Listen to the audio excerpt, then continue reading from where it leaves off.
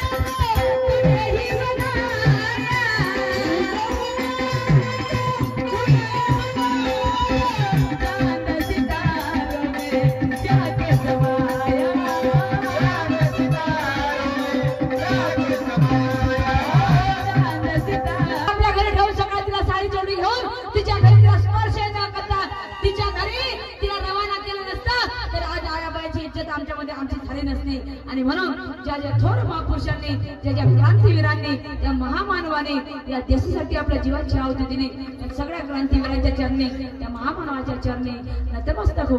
मला काय म्हणायचे माझे मायबाप हो. जरा शब्दाकडे लक्ष द्यावं.